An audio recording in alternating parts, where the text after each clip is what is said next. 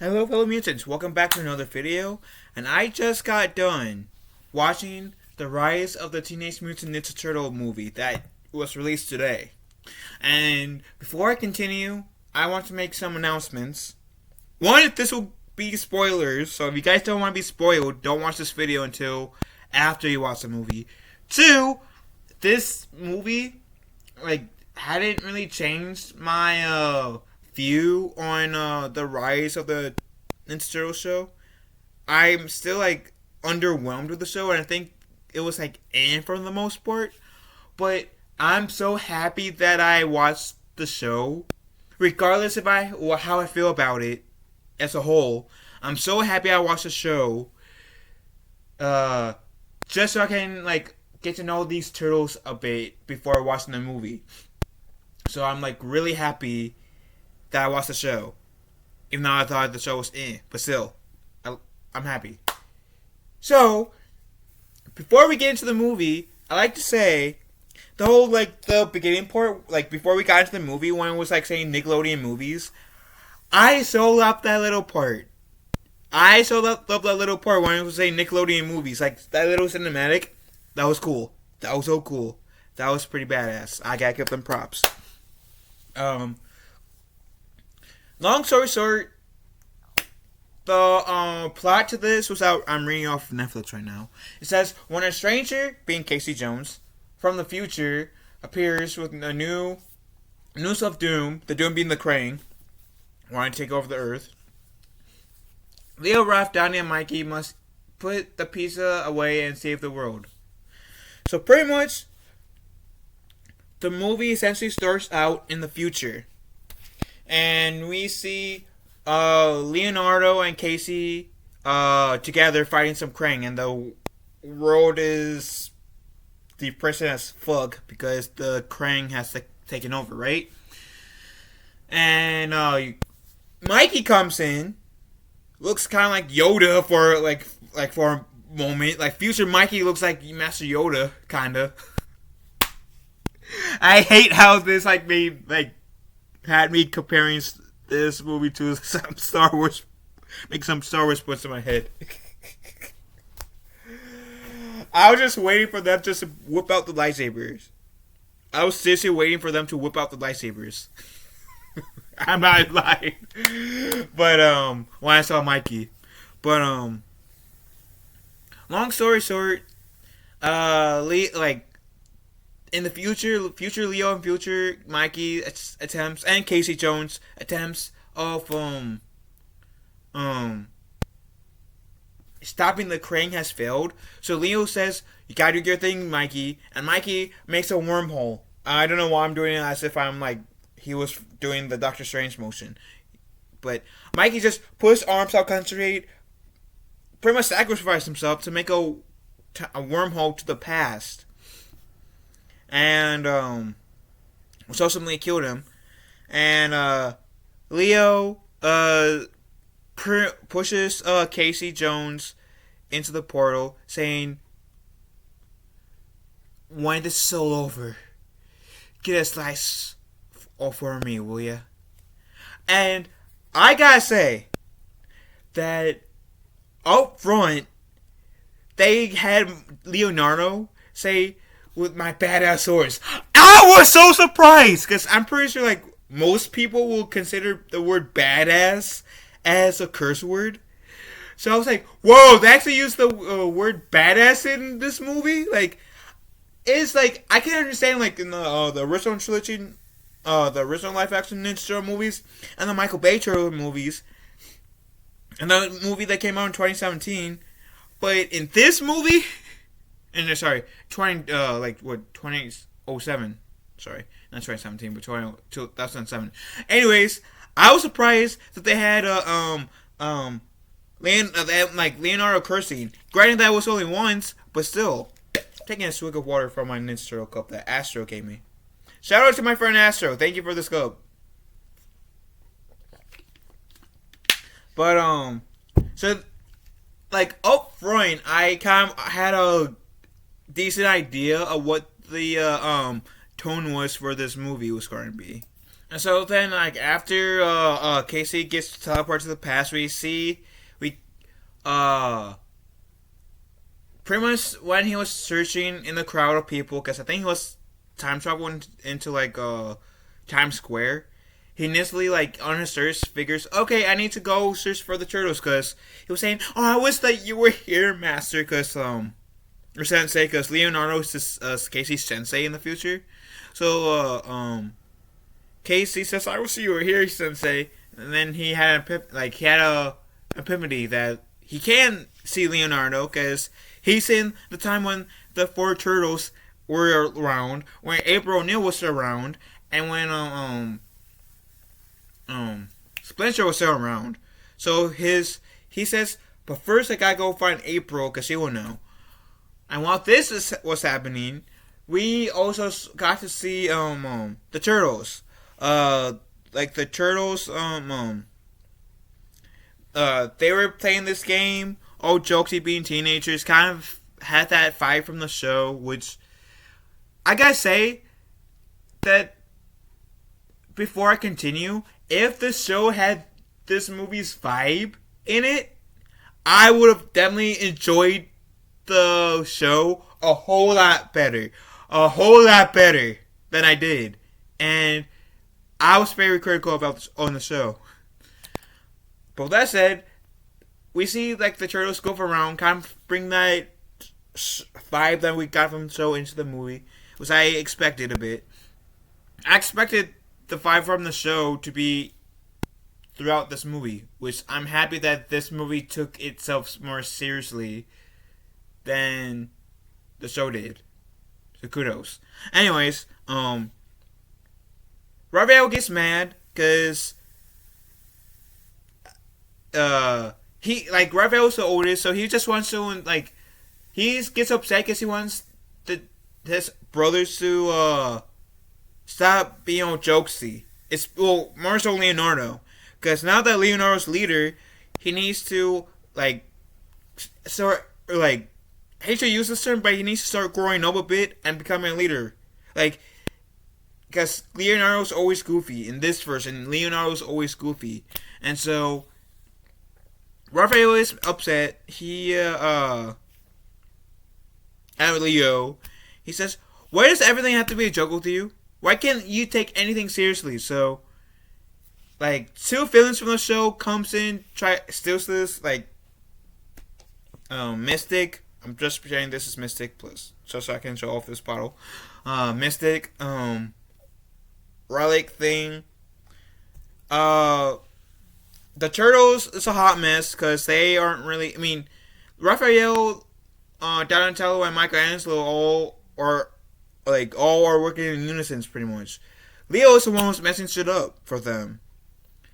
Because as soon as they got the relic, Raphael was going to get the relic, and Raphael says, "I got it." He used his special powers to get it, and Leonardo, being cocky as fuck, saying, "No, I got it."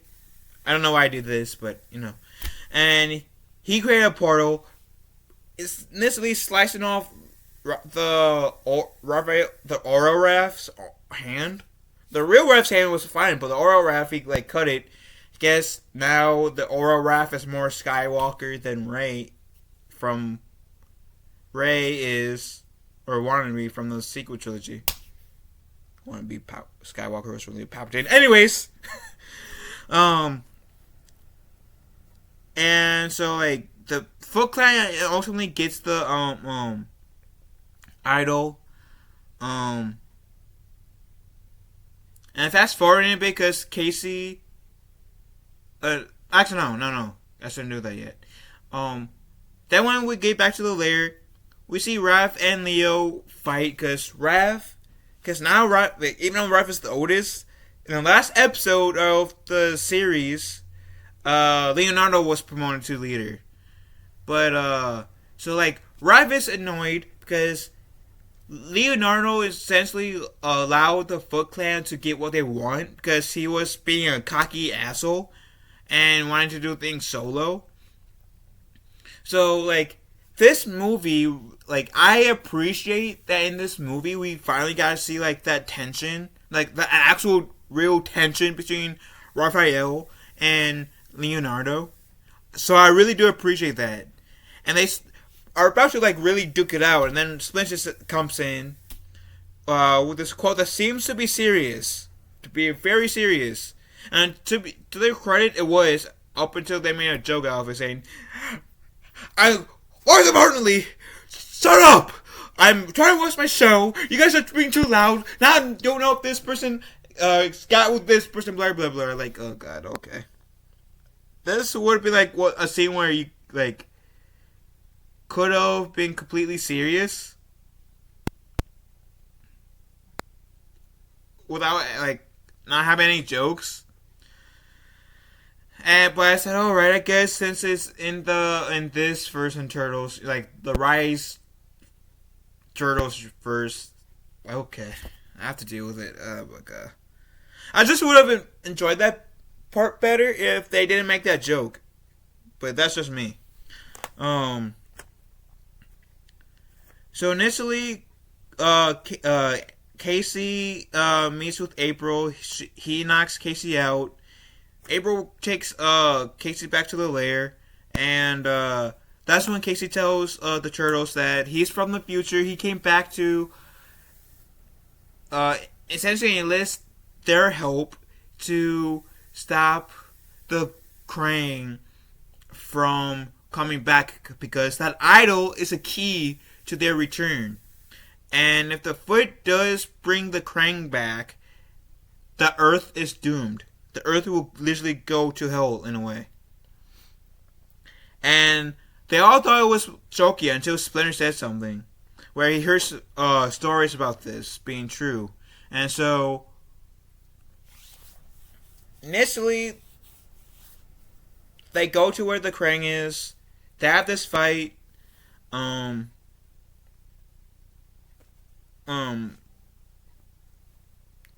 To try to get the key away from those, like, they go to those Foot headquarters to essentially try to get the key. The fight's too much. The Krang, like, essentially the Krang gets let out. They prove too much for the Turtles. They have to retreat. In this fight, like, these first on the Krang can transform people into, I guess, mini Krangs. And so the Turtles have to retreat. So Donatello has this thing where, because he's a geeky, the tech guy, he encases his brothers, Splinter and Casey and April, in these vessels to take them back. Raphael and Leonardo are the last two, right? Leonardo is about to get encased in the vehicle that will take them back to the lair. But Casey says that they need that idol because in order to stop the Krang to bring the Technodrome so they can destroy the Earth. And this version of the Turtles is not like the Turtles that you see on my shirt, where the Turtles on my shirt version of the Technodrome, as Raphael, the 2003 Raphael put it in Turtles Forever. This version Turtles Technodrome was a big golf ball and wheels. Rise of the Ninja Turtles version of the Technodrome was a spaceship. So, damn notifications. There you go. So essentially Leonardo escapes from his escape pod, goes to get the idol. He succeeds. The Krang, because there's three. The one that came out of the portal first, and then his brother and sister. The Krang that got the, I guess I have to call this one like Krang Prime, just so I can better explain. Krang Prime nearly kills Leonardo until like Raphael gets in the way. Uses his escape pod on Leonardo, so he can't escape. Which means Raphael gets taken by the Krang. And there's this moment, like the Turtles and Splinter, April and Casey all made it back. They celebrate, and then Leonardo comes. He is shaken at what just happened, and he takes his shock and frustration out of Casey. And so Leonardo is mad. So he, despite of what Splinters told him was listen to your team, Leonardo says, "No, I don't care. I don't care if you guys vote against this. I'm the leader. You made me leader, Splinter. I'm the leader. We're going to save Raphael's ass. I don't care. I don't care. End of story. No debate. I don't care. Let's move it. Let's go." And so, Donatello, Michelangelo, and Casey all goes with Leo. Sorry, and as April and Splinter waits back at the lair to try to destroy the idol that brought the Krang back. And essentially, this rescue attempt failed. Leonardo and Casey, when they get to the base, I guess they go in like one team, one Mikey and Donnie, one another, and essentially, as they were trying to like get out of the area they were at, Casey says, "Well, I was wrong about you, Leo, because the person I met in the future, that's not you. You only care about yourself. You don't like care about the team or other people. You're only in for yourself." And that's a similar argument that Raphael was making earlier in the movie, which is why Raphael was so mad at Leo. And I actually quite enjoyed this part because it was the jolt that Leonardo needed to take things more seriously and be more of a leader. And so I was happy about that. I actually, that has to be one of the highlights of the film for me. Because that jolted Leonardo to be the turtle or a leader that Raphael always wanted him to be, that I guess Splinter saw that he could be, and that Casey had. It's just someone needed to call Leonardo out, so I appreciate that. And was insulted saying, had Leo had this heart moment with Casey, they could get out. All this is happening. Michelangelo and Donnie are fighting the female Krang, and essentially April and Splinter rescues them. And initially they all get together. Guess at this point, like, the Krang brought in the Technodrome. Seems to be things to be dire. Like the good guys, our heroes of the story, they doubt themselves, but then Leonardo says, "No, things are not yet lost. We already changed the future, because in the future, Raphael was not kidnapped. So we already changed the future. So now we can we can still change the future. The future has not set yet. So let's get off our sorry asses and formulate a plan." And they essentially do. Then Michelangelo says, "What about Raph?" And Leonardo says, "I'm not letting Raph go. Oh no." So essentially the plan was April, Casey, and Splinter deals with the ground team and fights the Lady Krang, which they ultimately beat. While Leonardo, well, the Turtles in this case, goes to the Technodrome to bring the Technodrome back in the portal of whence it came to Earth. Like, bring it back in the portal that's still open, that the Technodrome came from, as the Krang was invading Earth. And on top of rescuing Raphael. And there's this one point where Donatello lets himself become part of the Technodrome, which I admit that was pretty cool. And initially the Krang snatched Leo and Donnie and Mikey out Leo, well, this like shortly before this is happening, and while like Donnie and Mikey are like I guess taking hostages for the Krang, I guess, which is like they like which Donnie and Mikey are brought into the area where Raph and Leo were fighting. Raph and Leo were fighting because at this point, Raphael is being mind controlled by the Krang. And Leonardo, at this point, Leonardo verbalizes to Raph that I thought that you were getting mad at me because you did. Excuse me. You did you did not like how I was doing things, but now I get it. Now I get where you were coming from, and that whole speech, which Leonardo puts it more eloquently than what I just said.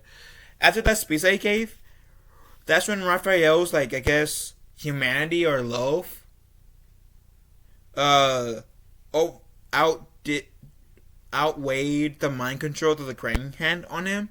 So essentially, Raphael was broke free from the Krang's mind control, and at this point, the Krang was trying to take control of the turtles in general, and I should have noted this before, but for the most part of this movie, when they were trying to steal the keys, like the part where they were trying to steal the keys, the turtles lost their mystic powers, so they had to rely more so on their ninja abilities than their mystical abilities, if that makes sense. And so, Leonardo gives this inspirational speech to Raph, Mikey, and Donnie. Mostly to Mikey and Donnie, which was able to help them and Leo essentially resist the mind control of the Krang while getting their powers back. And I gotta say that whole like fight sequence was pretty badass. It was pretty badass. I actually quite enjoyed it. And then essentially Michelangelo and Donatello were shot out of the Technodrome.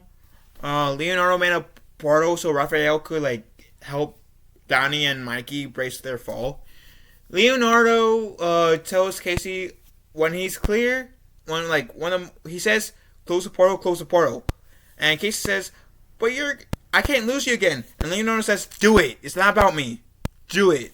So Leonardo takes one of the Krang Prime in the portal, and tells Casey to close it. Leonardo is stuck in this dimension with Krang Prime, and the Krang Prime was beating Leonardo up, right? And I was split on this part too, because like this part was somewhat heavy, which I appreciated, because half of me was saying, "Oh, Leonardo will be fine. He will be fine. Somehow he's going to escape. Then I realized he didn't have his swords, and said, "Oh, he's dead. That guy's dead." I kept on going flip-flopping back. He's going to die. He's going to live. He's going to die. He's going to live. Like, I have to admit, this movie got me on my the edge of my toes a bit, right? But there was a Simon that knew that he was going to survive. But, like, in the moment, like, this movie, I have to say, I loved how this movie, you were able to shut your mind off, and it still made sense. And so, yeah, if I had my mind on, I would have said, yeah, he's going to survive. But since I had my mind off, I said, is he going to live or he's going to die? I don't know! I was like very invested in the scene. And then Michelangelo, remember what Casey said about how he was like one of the best mystics out there. So Mikey, despite what Raph says that about there's no hope bringing him back, and Mikey says, "I'm the best wizard around." Tries to open a portal. Raphael and Donatello puts their hands on Mikey's shoulders, and to help him, to give him his energy, was kind of reminded me of Kingdom Hearts, specifically Kingdom Hearts 3. But I don't know why, but the whole like my friends are my power from Kingdom Hearts actually came to my mind when this happened. And the part in Kingdom Hearts 3 when I think it was like when Sora, it was after, I think it was after the no, okay, now I remember. It was when, like, in Kingdom Hearts 3, spoiler alert if you haven't played Kingdom Hearts 3, when Sora, Donald, and Goofy was fighting Xehanort, and it was like after that part where the game fooled, well, at least it fooled me, thinking that Sora had died, and he, I guess, regained consciousness, and Donald and Goofy is with Sora as the power from his Keyblade essentially defeats Xehanort. So this moment in the Rise of the Ninja Turtles, when Raphael and Donatello put their hands on Mikey's shoulders, and reminded me of that part in Kingdom Hearts 3 for some reason. But I like it. I actually dug it, and initially they created a portal. Leonardo, like, there was like this really cool part where, like, of course, brought Leonardo back, but Krang Prime was behind him. So Raphael pretty much said, "Oh, I'm gonna use my astral projection to punch you," and Donatello did some like cool tricks with his powers too to delay Krang. But like Raphael also used his astral field, I think. No, Raphael didn't do anything to the Krang Prime. He just grabbed Leo and pulled him over as Donatello was delaying Krang Prime. I can't believe I forgot. I just watched the movie. Like, what? 30 minutes ago for me. And we're 27 minutes into the video. Damn, this is a long review. And then, we saw what, like, New York rebuilding, and Cassandra, which was that lady Foot Clan leader that, I guess in the last episode of Rise of the Ninja Turtles, said, "Oh yeah, my friends call me Casey." I thought that they regard gender bend Casey Jones in here, in this Turtles first, in this Rise Turtles dimension. Nope, because this movie had Casey Jones, right? Well, this version of Casey Jones being Leonardo's apprentice, per se. She, like, and I'm bringing her up because she was just showed in this movie, but she didn't really team up with the Turtles. When, cause, like, April, I guess, posted, like, took a selfie and stuff, and posted on the internet. Casey said, "Hey, April, you got a message from Cassandra." April showed Casey the picture, and Casey said, "That's my mom!" So I guess, yeah, that psycho foot ninja lady, that's named Cassandra, or Casey for short, in the series, is the mother of Casey Jones. Have we ever known, like, Casey Jones' parents, like, by names? Let me know in the chat, because I don't remember if we ever found out.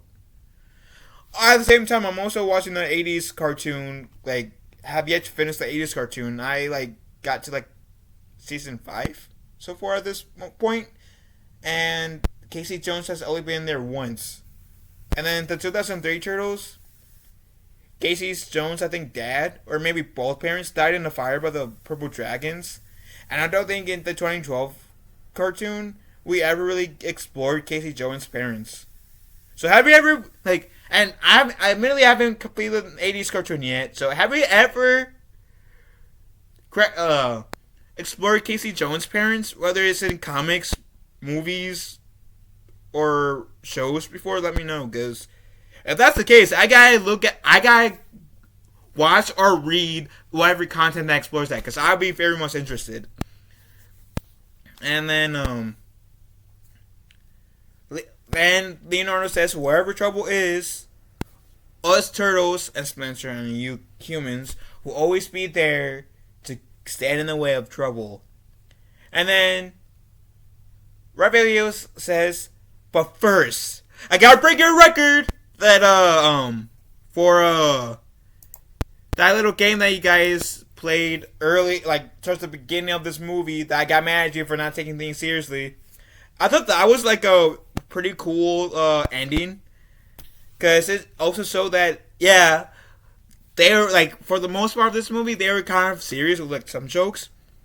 They still have their goofy side, and their goofy side stayed intact, and so I did respect that. Even though I wasn't a fan of the show, I respected that. I liked that.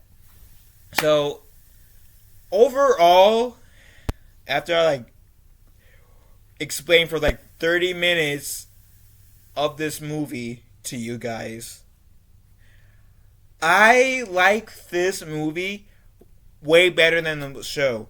If the show had this movie's feel to it, like it, in terms of like, and what I mean by feel, I mean like take themselves more seriously, besides being like goofy so much, I would have enjoyed the show more.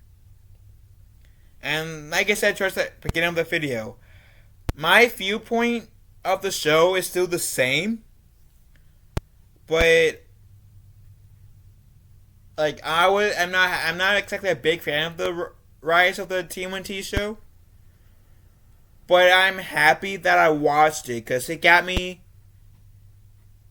I was able to get to know these versions of the Turtles. Whether I like these versions of the Turtles or not, I was happy I got to know these Turtles, so I can come into this movie more prepared. How these, in terms of how these Turtles react, and I like the growth that this movie had for each turtle, because I feel like in this movie there has been that growth,